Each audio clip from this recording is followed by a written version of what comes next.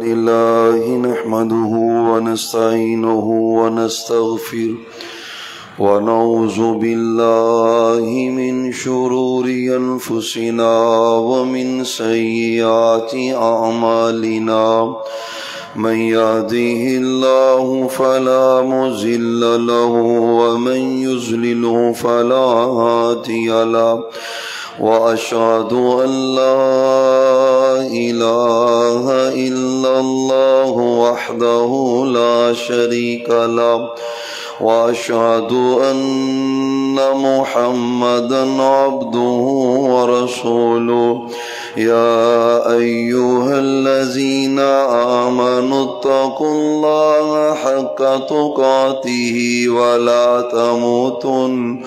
ولا تموتن إلا وأنتم مسلمون يا أيها الناس اتقوا ربكم الذي خلقكم من نفس واحدة وخلق منها زوجها وبث منهما رجالا كثيرا ونساء واتقوا الله الذي تساءلون به والأرحام إن الله كان عليكم رقيبا يا أيها الذين آمنوا اتقوا الله وقولوا قولا سديدا يصلح لكم أعمالكم ويغفر لكم ذنوبكم ومن يطع الله ورسوله فقد فاز فوزا عظيما أما بعد فإن خير الحديث كتاب الله وخير الهدي هدي محمد صلى الله عليه وسلم وشر الأمور محدثاتها وكل محدثة بدعة وكل بدعة ضلالة وكل ضلالة في النار أعوذ بالله السميع العليم من الشيطان الرجيم بسم الله الرحمن الرحيم وما أصابكم من مصيبة فبما كسبت أيديكم ويعفو عن كثير قال النبي صلى الله عليه وآله وسلم مستريح ومستراح منه قالوا يا رسول الله صلى الله عليه وسلم ما المستريح وما المستراح قال العبد المؤمن يستريح من نسب الدنيا وأذاها إلى رحمة الله والعبد الفاجر يستريح منه العباد والبلاد والشجر والدواب أو كما قال عليه السلام اللهم صل على محمد وعلى آل محمد وبارك وسلم وصل عليه معزز سامعین حضرات، پورے ملک پاکستان میں اور عالم اسلام میں جو مجموعی طور پر پریشانیاں، تکالیف، دکھ درد اور عالمی مسائل، انفرادی اور اجتماعی زندگی میں جو ہمارے مصائب چلے آ رہے ہیں، بالخصوص اس وقت پورے ملک کو بارش کی ضرورت ہے، استسقاء کی نمازیں بھی پورے ملک میں پڑھی جا رہی ہیں، اس کے باوجود بھی باران رحمت کا نزول نہیں ہو رہا، رحمت کی بارش نازل نہیں ہو رہی۔ بالخصوص چولستان کے وہ جو صحرا ہے، جانور اور انسان، ان کی جو وہاں پہ پانی کی قلت کی وجہ سے پریشانیاں ہیں، اس کا سارا سبب کیا ہے؟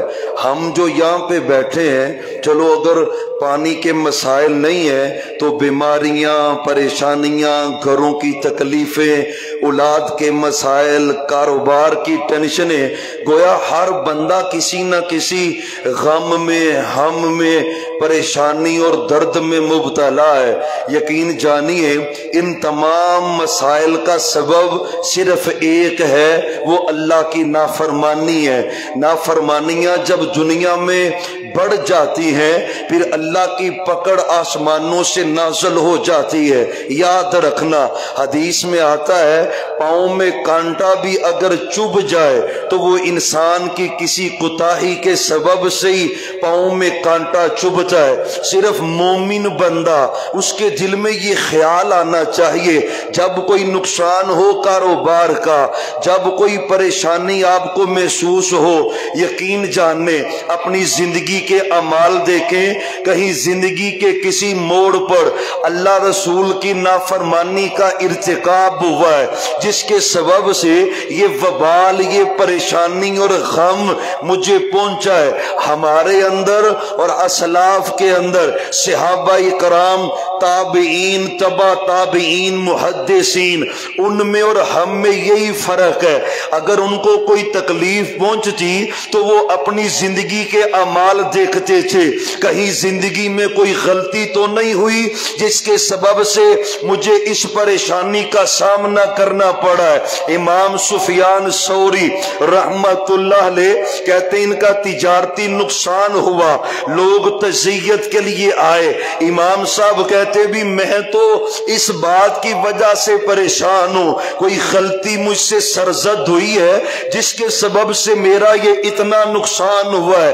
جہاد بحری ڈوب گیا، تجارتی سامان غرق ہو گیا، تو کہتے مجھے اور کوئی گناہ نظر نہیں آ رہا، ہاں ایک وقت گزرتے ہوئے رستے میں کسی غیر محرم پہ میری نظر پڑی اور اس نظر کے سبب سے میں سمجھتا ہوں شاید اللہ مجھ پہ ناراض ہوا ہے اور اس کے سبب سے مجھے اس کاروبار کی پریشانی کا سامنا کرنا پڑا ہے۔ اور بھائیو خدا کا واسطہ ہے، غور کر اپنی زندگی میں اللہ کی بغاوتیں بھی کرتا جاؤں اور پھر کہوں بارش نہیں برس رہی، میں اللہ کی نافرمانیاں بھی کرتا جاؤں پھر کہوں جی کاروبار کی بندش ختم نہیں ہو رہی، میں اللہ کی رسول کی مخالفت کروں، ان کے احکامات کو قدموں تلے روند دوں اور پھر کہوں آفت جی اولاد نہیں ہو رہی یا اولاد ہے تو نافرمانیاں کر رہی۔ خدا کا واسطہ ہے یہ آج کا خطبہ جمعہ میرے لیے اور آپ کے لیے بصیرت ہے، نصیحت ہے۔ زندگی کا جائزہ لے، گناہوں کو نکالنے اپنی زندگی سے، فرما برداری کریں، اللہ رسول کی اطاعت کریں۔ پتہ ہے قرآن کریم میں میرے مالک نے سورہ شورہ میں آیت نمبر 30 ہے، پارہ نمبر 25 ہے، وَمَا أَصَابَكُم مِّن مُّصِیبَةٍ وَمَا أَصَابَكُم مِّن مُّصِیبَةٍ، یہ مصیبہ نکرہ ہے، چھوٹی سی بھی تکلیف تمہیں پہنچے، وَمَا فَبِمَا كَسَبَتْ أَيْدِيكُم، میرا اللہ کہتا ہے وہ تمہارے ہاتھوں کی کمائی ہے، جو تم نے گناہ کیے، جو تم نے نافرمانیاں کی، وہ مصیبت ان نافرمانیوں کی وجہ سے، وہ مصائب اور پریشانیاں ان گناہوں کی وجہ سے، وَيَعْفُو ان کثیر، مالی کہتا ہے بہت سے گناہ وہ میں پکڑتا ہی نہیں، درگزر کر دیتا ہوں، معاف کر دیتا ہوں،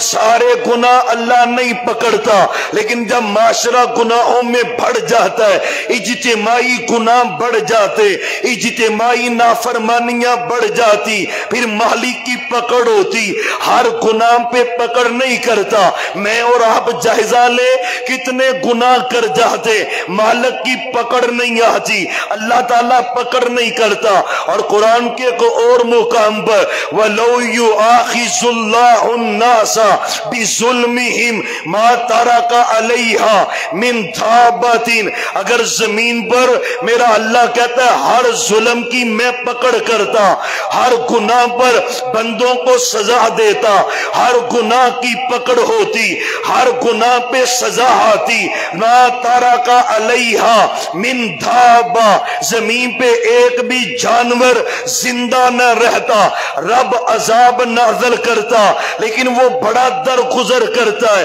لیکن جب قومیں بغاوتوں میں بڑھ جاتی ہیں، نافرمانیوں میں بڑھ جاتی ہیں، پھر پکڑ مہلک کی آتی ہے۔ اور قرآن ہے نا، اللہ نے سابقہ امتوں کا تذکرہ کیا ہے، فَكُلًّا أَخَذْنَا بِذَنبِهِ فَمِنْهُمْ مَنْ أَرْسَلْنَا عَلَيْهِ حَاسِبًا وَمِنْهُمْ مَنْ أَخَذَتْهُ الصَّيْحَةُ وَمِنْهُمْ مَنْ خَسَفْنَا بِهِ الْأَرْضَ وَمِنْهُمْ مَنْ أَغْرَقْنَا وَمَا كَانَ اللَّهُ لِيَظْلِمَهُمْ وَلَكِنْ كَانُوا أَنفُسَهُمْ يَظْلِمُونَ۔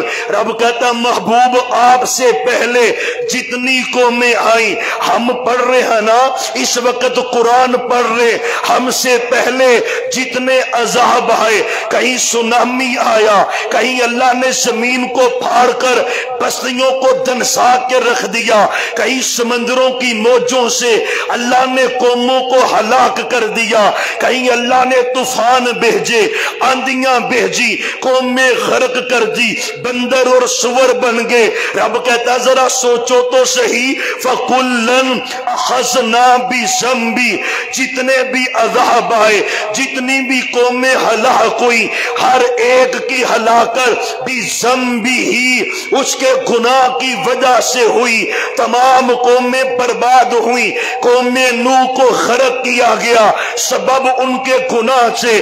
عادیوں سمودیوں کو ہلاک کیا گیا، سبب ان کے گناہ سے۔ فرعون کو رب نے پانی میں غرق کیا، سبب ان کے گناہ تھے۔ قارون کو اللہ نے قارون کو زمین میں دنسایا، سبب اس کے گناہ سے۔ ہر ایک کو پکڑا گناہوں کے سبب سے۔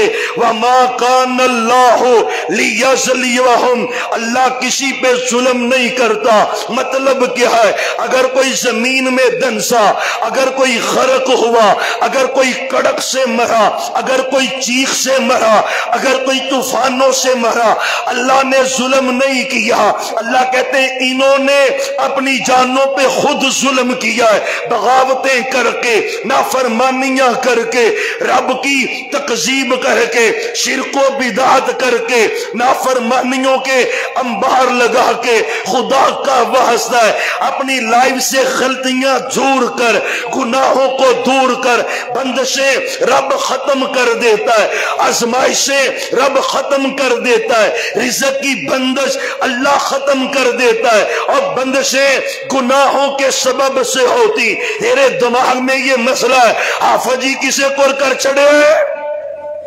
جو بھی آتا ہے کسی نے کچھ کر دیا ہے، اور پوچھو نماز پڑھتے ہو؟ نہ فجر، نہ ظہر، نہ عصر، نہ مغرب، نہ عشاء، رمضان کے روزے نہیں، قرآن پڑھنا نہیں آتا، صبح و شام کی اذکار نہیں کرتا، صدقہ خیرات نہیں کرتا، اور بندش نہیں ہوگی تو اور کیا ہوگا؟ بندش تو ہوتی ہے گناہوں سے، نماز نہ پڑھنے سے، رب کی بغاوت کرنے سے، نظر آوارہ کرنے سے، زنا بدکاریوں سے، یا منشیات سے بندش ہوتی ہے، رب کی نافرمانیوں سے۔ محمد پڑھے ذرا، محمد صلی اللہ علیہ وآلہ وسلم۔ اور بھائیو خدا را ضرورت ہے، میں سمجھتا ہوں یار میرے دوست کو توبہ کی ضرورت ہے، میں کیوں نہیں کر رہا؟ معاشرہ خراب ہے، میں نماز کیوں نہیں پڑھ رہا؟ میں بغاوتیں کیوں نہیں چھوڑتا؟ اور بھائیو خدا را بدلیں اپنے آپ کو، لائف میں چینج لائیں، گناہوں کو نکالنے زندگی سے۔ وبال پڑتے ہیں گناہوں کے، بندے کی زندگی زندگی پر پتا پہلا وبال کیا پڑتا ہے گناہوں کا، پہلا اثر کیا پڑتا ہے؟ اللہ بندے سے توبہ کی توفیق چھین لیتا ہے، عبادت کی توفیق نہیں کرتا۔ بندہ جب گناہ کرتا ہے، گناہ پہ گناہ کرتا جاتا ہے، پھر گناہوں کے رستے کھلتے، آگے ہی بڑھتا جاتا ہے۔ سب سے پہلی سزا اللہ اس بندے سے سجدہ کرنے کی توفیق ہی چھین لیتا ہے۔ یہ سب سے پہلی سزا ہے۔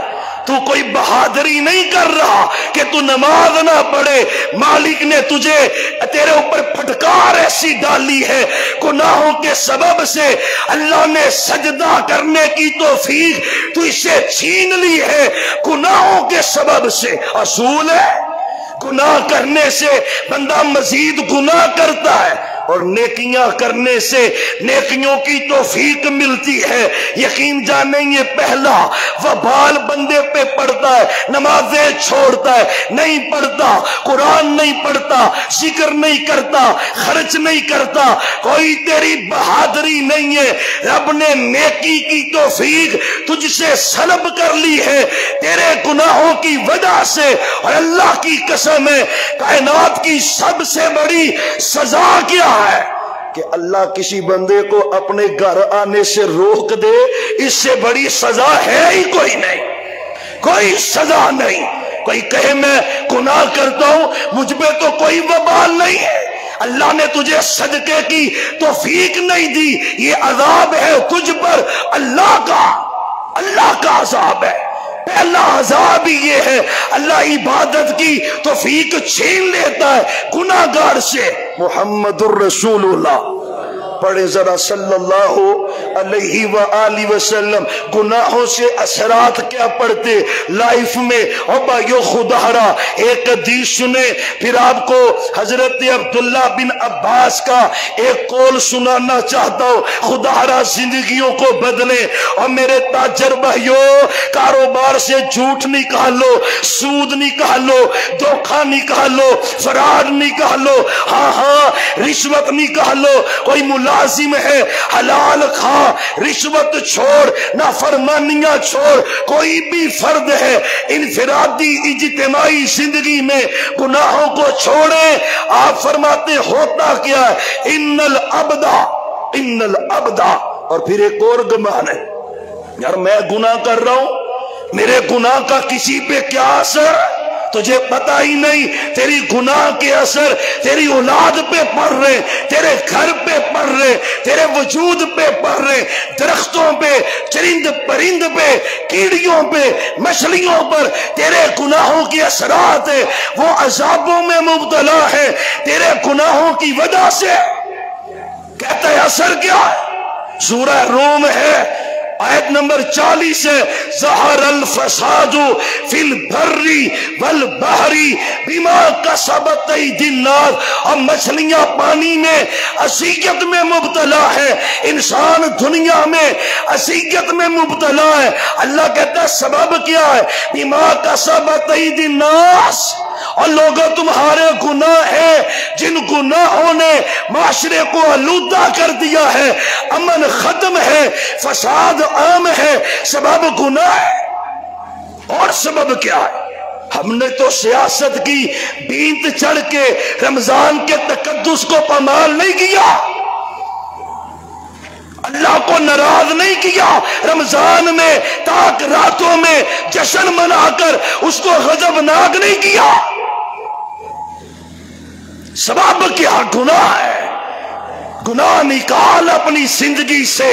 محمد الرسول اللہ صلی اللہ علیہ وسلم کی حدیث ہے، صحیح البخاری میں، مسلم میں، ایک جنازہ گزر رہا تھا، کائنات کے امام محمد صلی اللہ علیہ وآلہ وسلم، آپ نے کہا مستریح و مستراح منہ، قالوا یا رسول اللہ مل مستریح مل مستراح، قال ان العبد المؤمن اذا یستریح منہ یستریح من نصب الدنیا وعزاها الى رحمت اللہ والعبد الفاجر۔ اللہ اکبر، جنازہ گزرا، آپ نے کہا یا یہ مستریخ ہے اور یا یہ مستراخ ہے، دونوں میں سے ایک ہے۔ صحابہ کہتے ہیں مبو سمجھ نہیں آئی، مستریخ ہے یا مستراخ یہ کیا ہے؟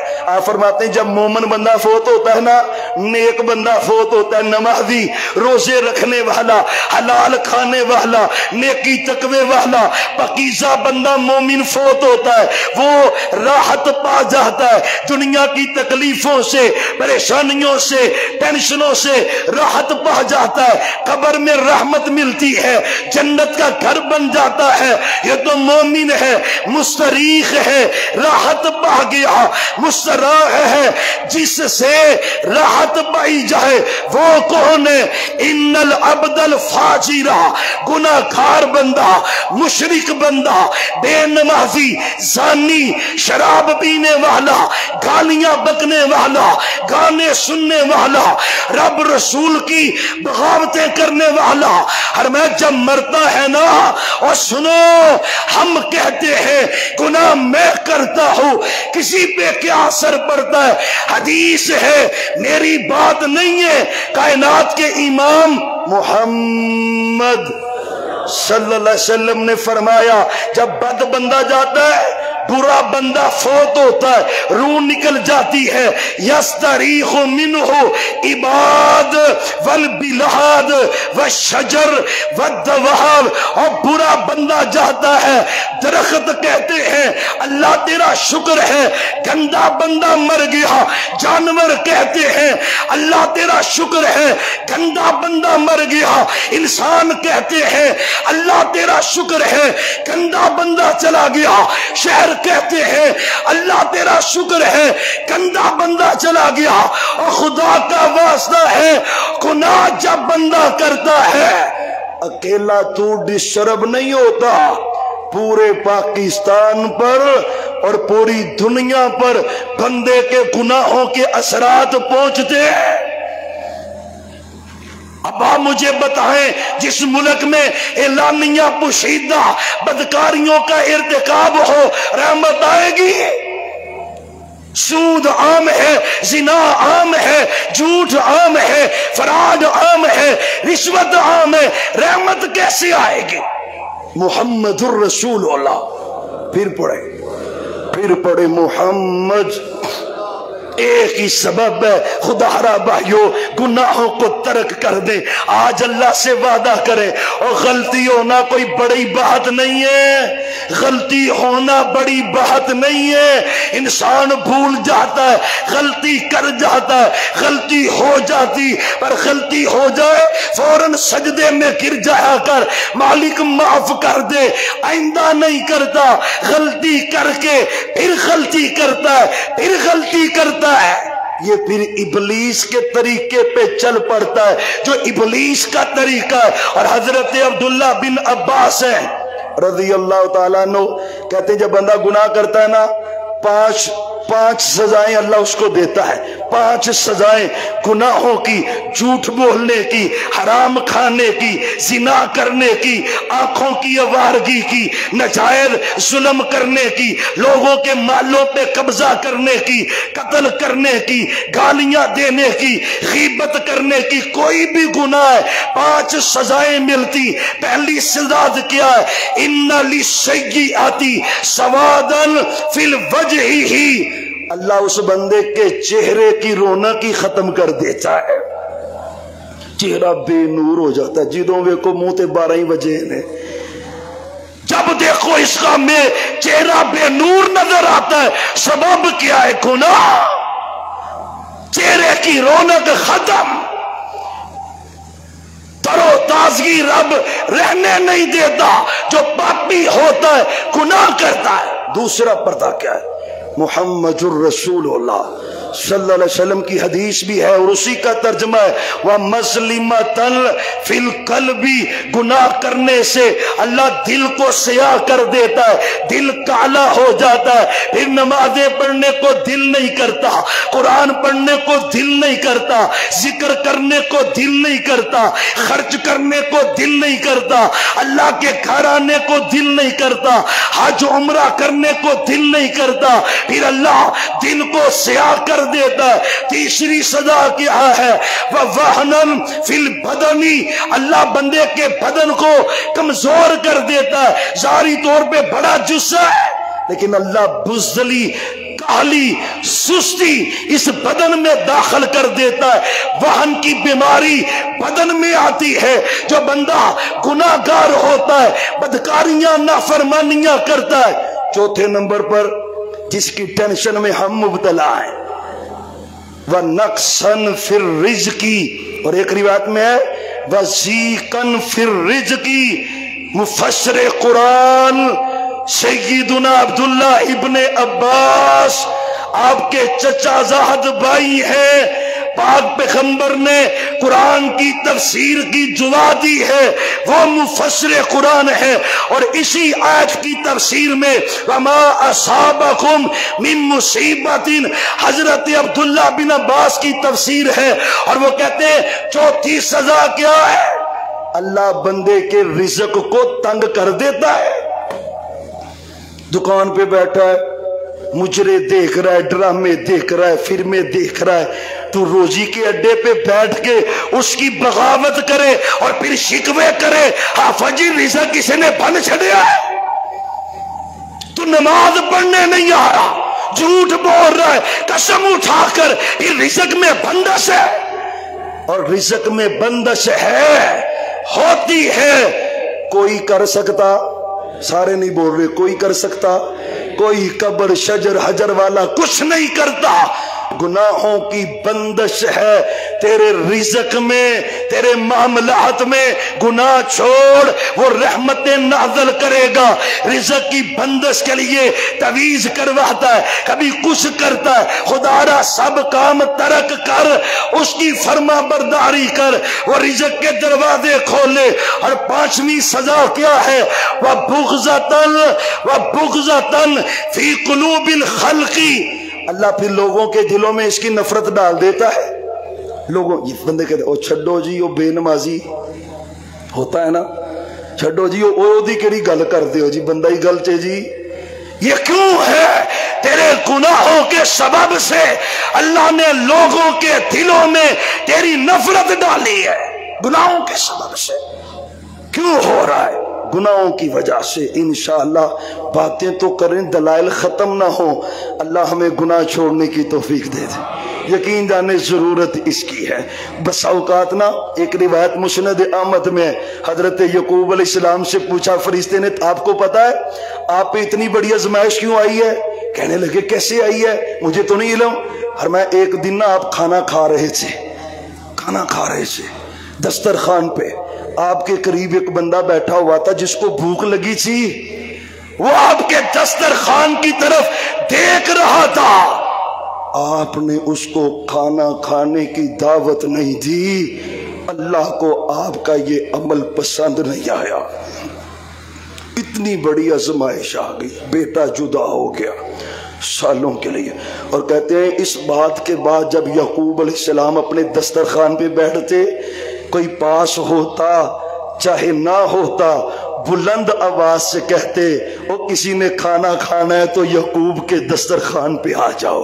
خدا را یہ آزمائشیں، یہ ابتلا، یہ پریشانیاں، یہ تکلیفیں، یہ بدن کی بیماریاں، یقین جانے سبب غلطیاں، سبب گناہ، آج سچی توبہ کر لے، آج اس کی رحمتوں کے دروازے کھل جائیں۔ اللہ تعالی ہم سب کو ہمیشہ گناہوں سے بچنے کی توفیق دے۔ اور بھی بڑے اثرات ہیں، الداء والدواء ایک کتاب ہے امام ابن قیم رحمت اللہ علیہ کی، اور یقین جاننے عربی میں کتاب ہے، اب تو ترجمہ بھی اس کا ہو چکا ہے، پڑھنے والی کتاب ہے۔ انسانی زندگی پہ اثرات کیسے پڑتے ہیں گناہوں سے، یہ اس میں پھر وہ سارے انہوں نے ڈیٹیل سے ذکر کیے۔ اور ایک نقطہ اس کتاب میں وہ بیان کرتے ہیں، جو بندہ گناہ کرتا ہے نا، وہ سابقہ امتوں کی وراثت پہ عمل کرتا ہے۔ نبیوں کی وراثت تو نیکی تقوی ہے نا، اور مجرموں کی جو وراثت ہے وہ گناہ ہے۔ اب جو بندہ ماپ تول میں کمی کرتا ہے، وہ شعیب علیہ السلام کی قوم ماپ تول میں کمی کرتی ہے، جو ماپ تول میں کمی کرتا ہے وہ ان کی وراثت پہ عمل کر رہا ہے۔ قیامت والے دن قوم شعیب کے ساتھ اس بدبخت کو اٹھایا جائے گا، جو لواطت کرتا ہے، مرد مرد سے بدکاری کرتا ہے، قوم لوط کے ساتھ اس کا انجام کیا جائے گا۔ جو تکبر اور فخر کرتا ہے، قارون کی وراثت پہ عمل کر رہا ہے، اس کے ساتھ اس کو ذلیل کیا جائے گا۔ خدا را ترک کر دے سب کچھ، اللہ کی فرما برداری کر لے، رحمت کی بارش بھی آئے گی، فضل بھی ہوگا، رزق ادھر۔ اور آخری بات سناؤ، یہ پچھلے دنوں چولستان خود جانے کا اتفاق ہوا، وہاں پہ کچھ قحط زدہ معاملہ تھا صحراؤں میں، دور دور، اور بندہ دنگ رہ جاتا۔ یقین جاننے، ایک جو بات میں نے وہاں سے سیکھی ہے نا، اللہ کی قسم ہے، ہم صرف جس طرح کی زندگی ہماری ہے نا، ہم اللہ کا شکر ادا نہیں کر سکتے، قسم اللہ کی، جس طرح کی زندگی وہ گزار رہے ہیں۔ وہ ہمارے گھروں کے تو جانور بھی صاف ستھرے ہوتے ہیں، لیکن ان کا جو حال ہے، قسم اللہ کی، اللہ کا شکر ادا کیا کر، اللہ نے تیرے اوپر رحمتیں بڑی کی ہیں۔ اور ایک دو جو ہمارے وہاں کے اسد اللہ گل صاحب رئیس آدمی تھے، نواب تھے، تو ساتھ ہمارے وہ نیکی کے جذبے سے صحراؤں میں، ٹبوں میں، وہ کہتے ہیں آفا جی آپ اس کو آزمائش کہتے ہیں، میں اس کو سزا کہتا ہوں، یہ سزا ہے۔ کہتا ہے یہ سزا ہے، بلکہ کہتا ہے یہ کم لگ رہی ہے، کہیں اللہ کی پکڑ زیادہ نہ آ جائے۔ بھائی سبب کیا ہے؟ کہتا ہے اتنے میرا مطلب جانور ان کے پاس ہوتے ہیں، ان کو جا کے کہتے ہیں بھئی تمہارے پاس 100 بکریاں ہیں نا، تو تمہاری 100 بکریوں پہ 1 بکری زکوٰۃ بنتی ہے، اللہ کے رستے میں دے دو۔ قحط آئے گا تو 100 بکریاں ہلاک ہو جاتی ہیں، وہ برداشت کر لیتے ہیں، زکوٰۃ نہیں نکالتے۔ سودی نظام عام ہے، اعلانیہ ہے، بے دینی کی انتہا ہے، قسم اللہ کی، وہ ساری آزمائشوں کا سبب اللہ کی بغاوت ہے، نافرمانی ہے۔ قومیں جب بدلتی ہے پھر اللہ کی رحمت آتی ہے۔ خدا را اپنے آپ کو ہم بدلیں گے، اس کی رحمت کا نزول ہوگا۔ آخر دعوانا ان الحمدللہ رب العالمین۔